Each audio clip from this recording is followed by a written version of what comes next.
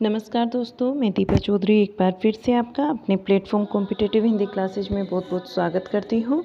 आज हम यहाँ पर पेपर कर रहे हैं 2015 का ये पेपर है पीजीटी हिंदी का, और इसमें हम 25 क्वेश्चन कंप्लीट कर चुके थे और ये हमारा बिल्कुल लास्ट चल रहा है प्रीवियस ईयर क्वेश्चंस का। जिन बच्चों ने हमारी क्लासेस नहीं ली है अभी तक के, जितने भी पेपर 2018 के पेपर हम लोग कर चुके हैं कंप्लीट, 2018 के हमने पूरे 11 सेट कंप्लीट किए हैं टीजीटी और पीजीटी के।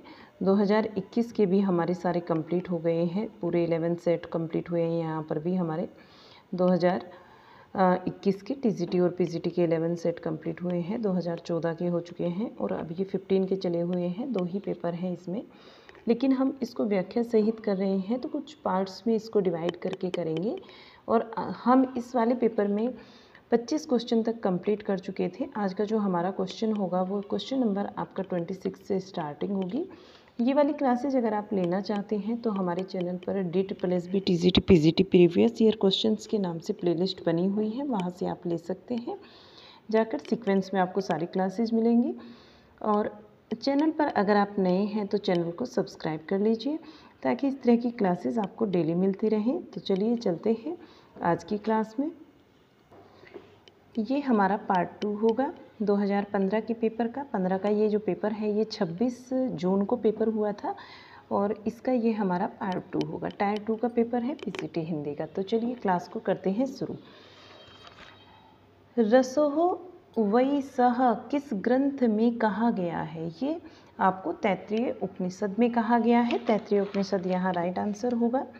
और बात करते हैं इसकी व्याख्या की, तो व्याख्या को देख लेते हैं।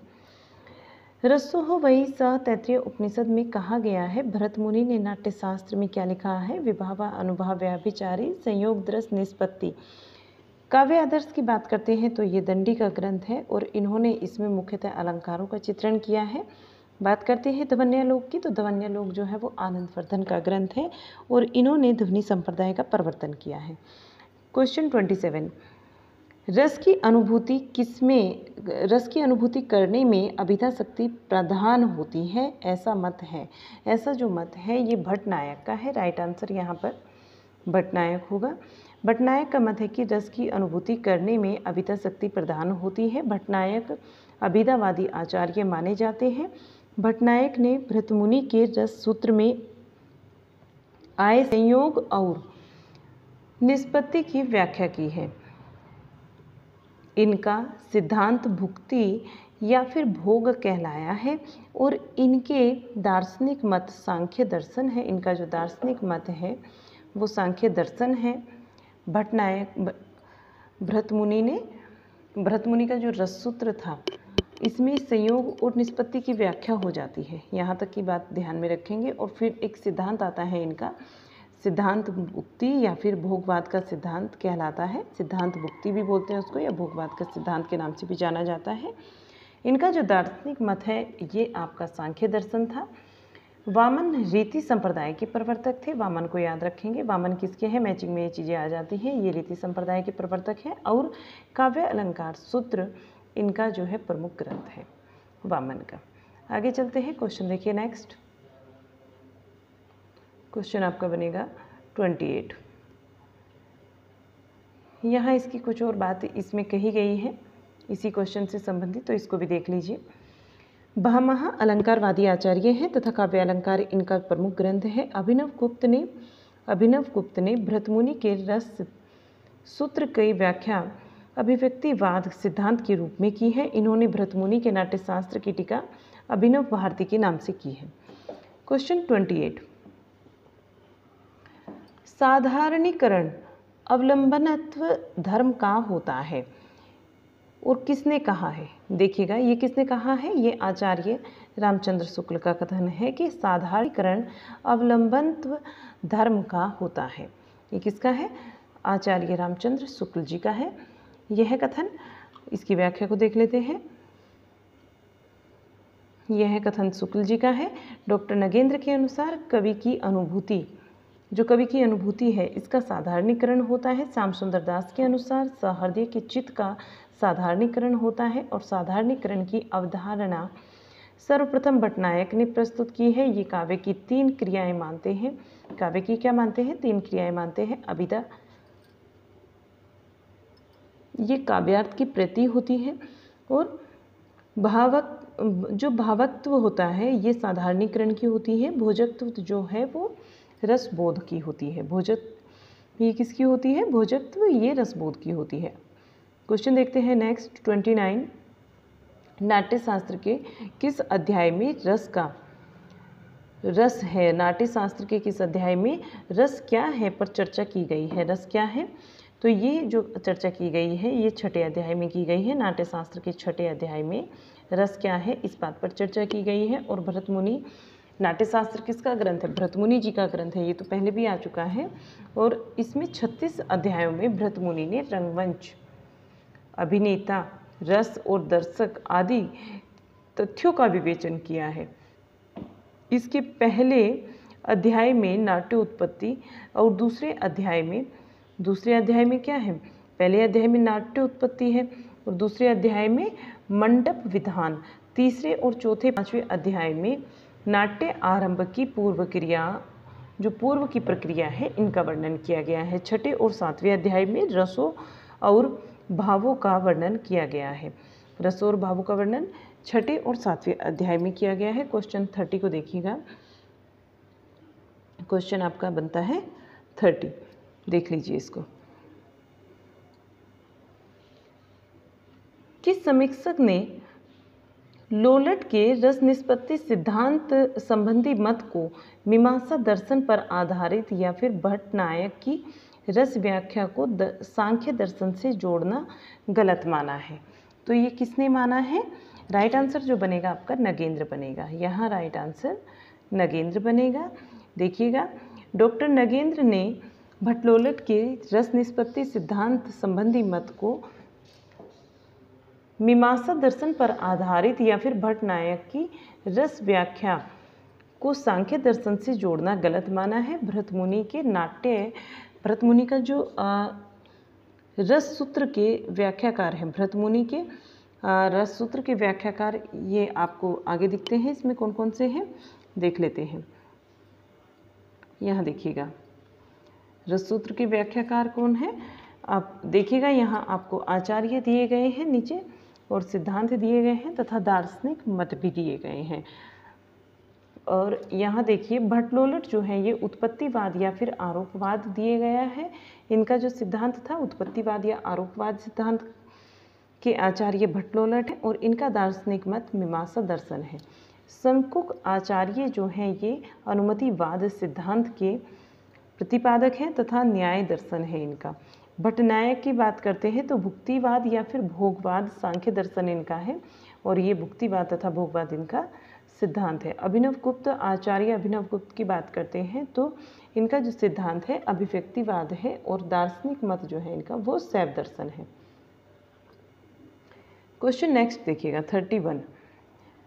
यहाँ दिया गया है संचारी भाव नहीं है। हमें बताना है कि संचारी भाव यहाँ पर कौन सा नहीं है, और यहाँ राइट आंसर आपका बन जाता है क्रोध।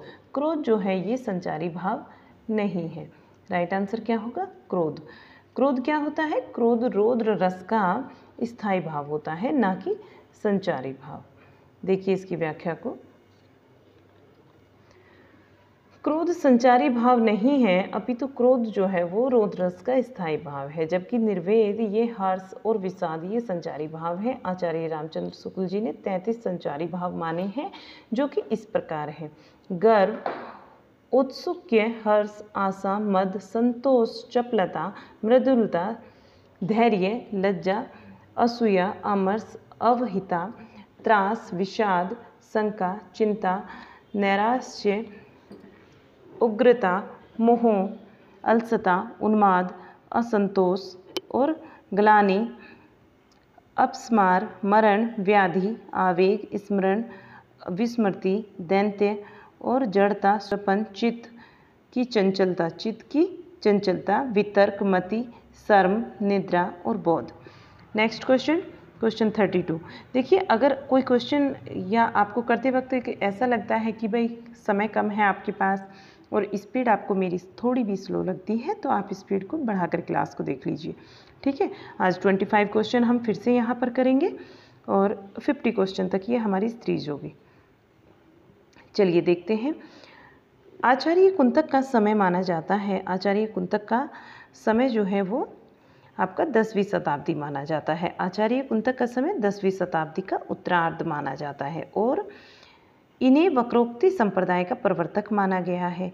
इनके जो प्रमुख ग्रंथ हैं, इनका प्रमुख ग्रंथ कौन सा है? वक्रोक्ति जीवित, ये इनका प्रमुख ग्रंथ है। और जबकि वामन का समय कितना माना जाता है? 8वीं शताब्दी। वामन का जो समय है वो 8वीं शती का उत्तरार्ध माना जाता है। काव्य अलंकार सूत्र इनका प्रमुख ग्रंथ है। वामन जी का प्रमुख ग्रंथ कौन सा है? काव्य अलंकार सूत्र है।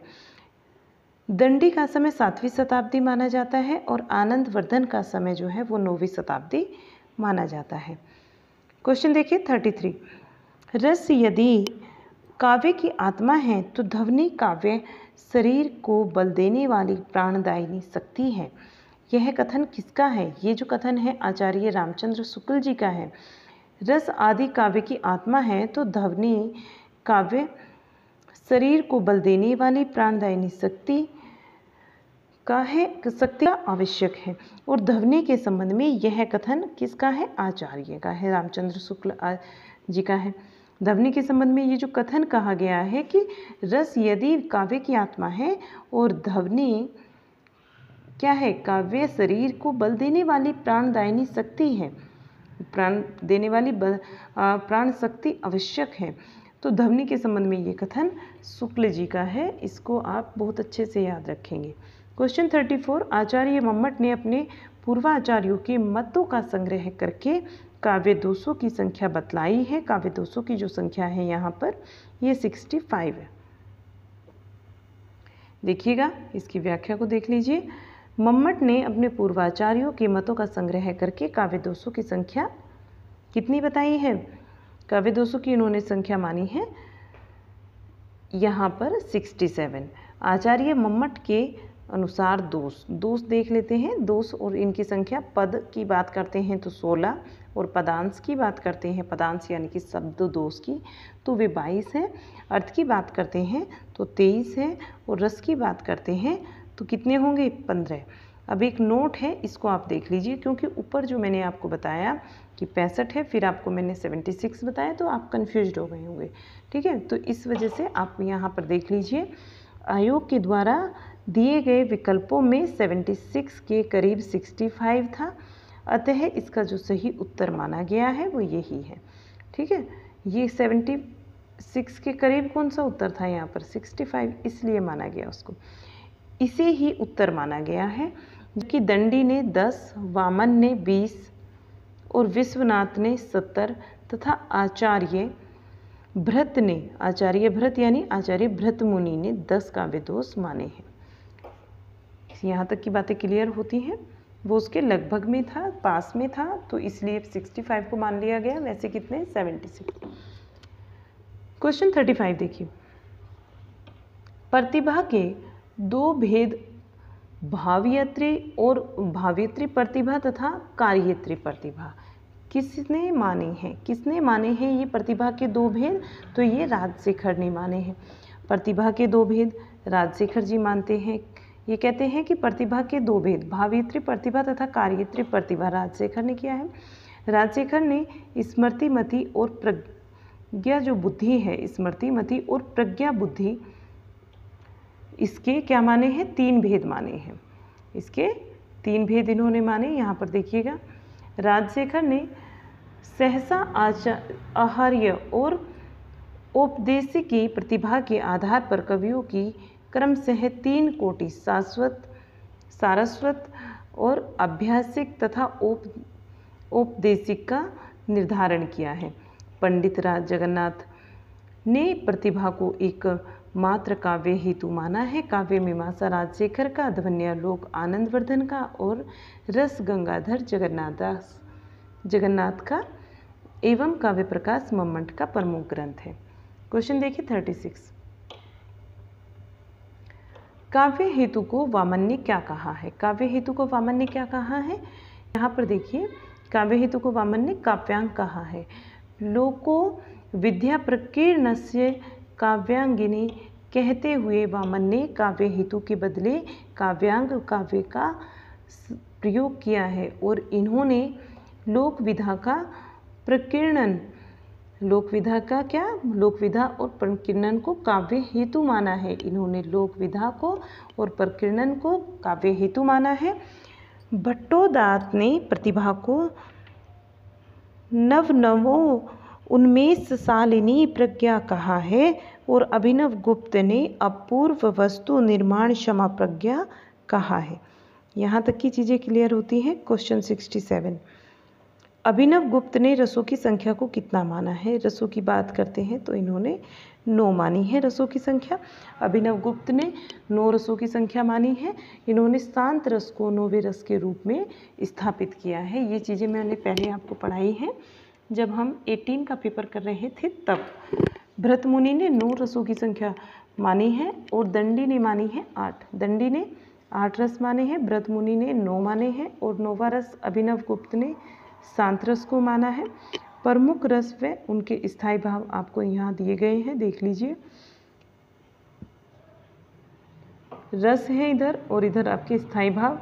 श्रृंगार रस का रति होता है स्थायी भाव, हास्य रस का स्थायी भाव हास, करुण रस का स्थायी भाव शोक, वीर रस का स्थायी भाव होता है उत्साह, भयानक रस का स्थायी भाव भय, विभत्स रस का स्थायी भाव जुगुप्सा होता है, रोध रस का स्थायी भाव क्रोध होता है,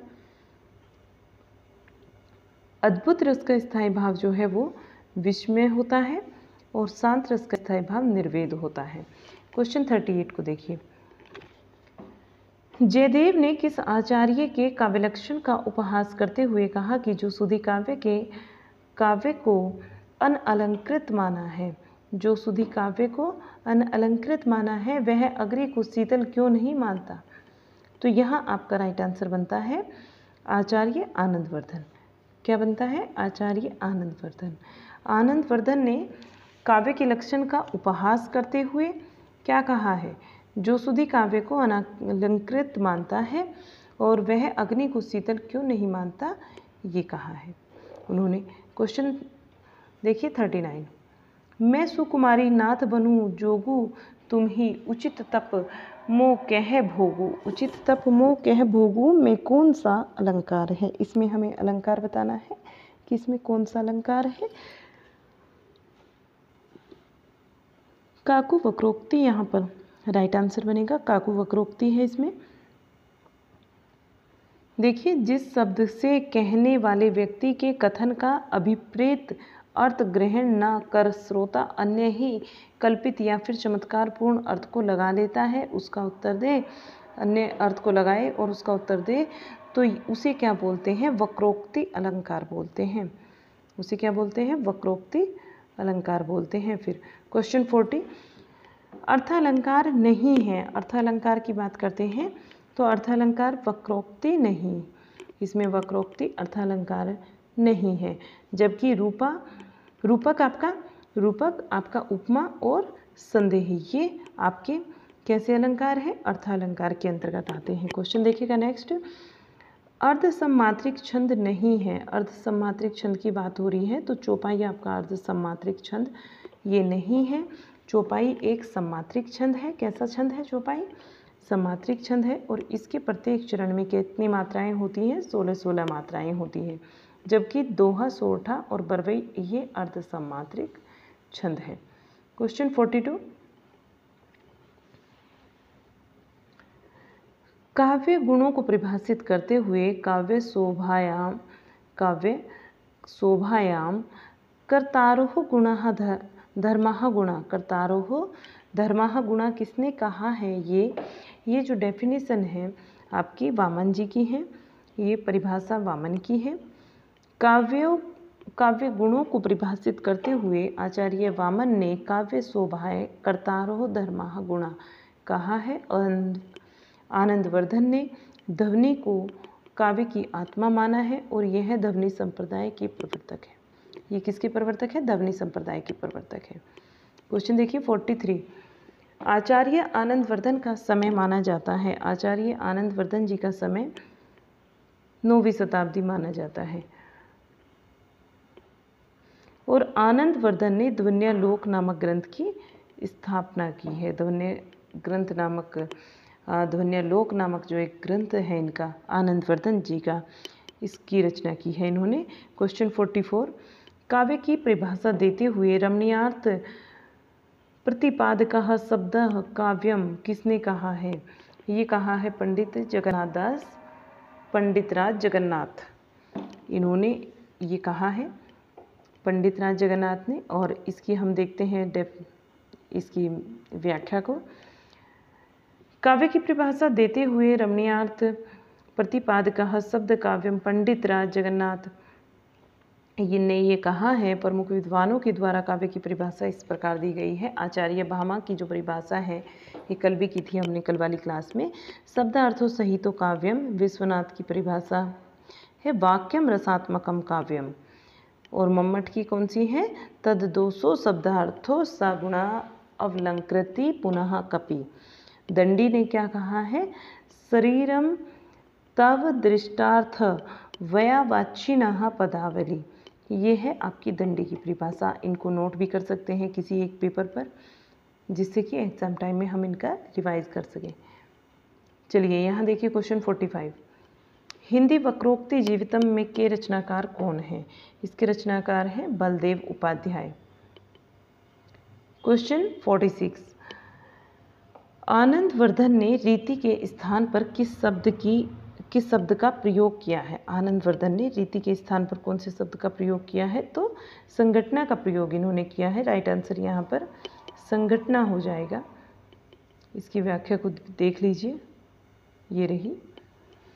आचार्य आनंदवर्धन ने रीति के स्थान पर संघटना शब्द का प्रयोग किया है, जबकि दंडी ने रीति के लिए मार्ग शब्द का प्रयोग किया है। मम्मट ने रीति के लिए वृत्ति शब्द का प्रयोग किया है। क्वेश्चन 47, किस आचार्य ने रस निष्पत्ति की व्याख्या में चित्र तुरंग न्याय की अवधारणा की है? चित्र तुरंग जो न्याय की अवधारणा होती है, ये कौन से आचार्य ने की है? तो ये की है शंकुक ने। राइट आंसर कौन सा बनता है यहाँ पर? राइट आंसर बनता है शंकुक।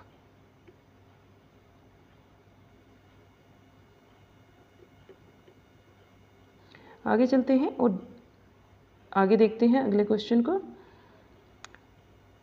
इसकी व्याख्या को भी देखना चाहेंगे तो देख लीजिए।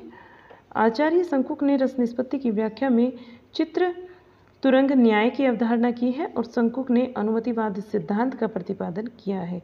क्वेश्चन 48, आचार्य क्षेमेंद्र के गुरु थे। आचार्य क्षेमेंद्र के गुरु अभिनव गुप्त थे। राइट आंसर यहाँ अभिनव गुप्त होगा, क्योंकि ये क्षेमेंद्र के गुरु थे। और क्षेमेंद्र की जो प्रमुख रचनाएं हैं वे हैं औचित्य विचार, चर्चा, कवि कंठभरण तथा सुव्रत तिलक, ये इनकी रचनाएं हैं। क्वेश्चन 49, काव्यालंकार सूत्र ग्रंथ के रचनाकार हैं। काव्यालंकार सूत्र ग्रंथ के रचनाकार दंडी हैं। काव्यालंकार सूत्र ग्रंथ के जो रचनाकार हैं कौन है? वे आपके, इन्होंने कंफ्यूज कर दिया है। इसमें राइट क्या होगा ये मैं आपको बताऊंगी अगले वाले क्लास में, क्योंकि इन्होंने यहाँ पर वामन दे दिया है और वैसे इन्होंने बताया है आपका दंडी के हिसाब से। तो ठीक है, इसको मैं आपको बता दूंगी। चलिए आगे देखते हैं कुछ रचनाएं और कुछ इनके रचनाकार हैं। ठीक है, चलिएगा देखते हैं। यहाँ ये थोड़ा मिस्टेक से लिखा हुआ है, रचनाकार आ जाएगा यहाँ पर। देखिएगा अब भामा ने यहाँ पर इन्होंने भामा का क्या दिया है? काव्य अलंकार। दंडी का काव्य आदर्श है। क्षेमेंद्र का काव्य अनुशासन और मम्मट का जो दिया है वो काव्य प्रकाश है। क्वेश्चन 50 और आज का हमारा ये लास्ट क्वेश्चन होगा, क्वेश्चन नंबर 50। यहाँ देखिएगा हम इसको सुमेलित कर लेते हैं। रचनाकारों को तथा रचनाओं को सुमेलित करना है। बलदेव उपाध्याय की बात करते हैं तो भारतीय साहित्य शास्त्र इनकी रचना है। बलदेव उपाध्याय जी की भारतीय साहित्य शास्त्र। विश्वनाथ प्रसाद मिश्र की बात करते हैं तो वाड में विमर्श इनकी रचना है। विश्वनाथ प्रसाद मिश्र जी की वाड में विमर्श हो जाएगी। गुलाब राय की बात करते हैं, काव्य के रूप में गुलाब राय किस पर जाएंगे? काव्य के रूप में ये इनकी हो जाएगी फिर शिवदान सिंह चौहान, ये हो जाएंगे इनका आलोचना के सिद्धांत। शिवदान सिंह चौहान का क्या हो जाएगा, आलोचना के सिद्धांत। ये आपका डी बन जाता है, ये सी होगा। और वार्ड में विमर्श जो है आपका यहाँ पर बी हो जाएगा। और यहाँ हो जाएगा बलदेव जी का आपका। तो इस तरीके से आपका बनेगा। अगर आप सीक्वेंस में इनको देखते हैं तो पहले आपका सी होगा, फिर डी, फिर आपका बी और फिर आपका ए। इस तरीके से बनेगा सी डी बी ए, यानी कि 4 4 3 2 1। इसका जो आंसर बनेगा 4 3 और 4 3 1 2, इस तरीके से आ जाएगा। आप इसमें मैच कर लेना खुद से, बाकी जो है वो मैंने आपको बता दिया, यहाँ आप देख सकते हैं। और ये हमारा आज का जो है लास्ट क्वेश्चन होगा। कल जो हम क्लास करेंगे वो क्वेश्चन नंबर 51 से करेंगे नेक्स्ट क्लास को। चलिएगा, मिलते हैं आपसे एक और अगली क्लास में। क्लास पसंद आया हो लाइक शेयर करना मत भूलिएगा। और आप इस क्लास को अपने दोस्तों में, अपने ग्रुप्स में शेयर कीजिएगा ज़रूर। अगर आप हमारे चैनल पर नए हैं तो चैनल को सब्सक्राइब कर लीजिए। मिलते हैं एक अगले क्लास में। बाय बाय तब तक के लिए।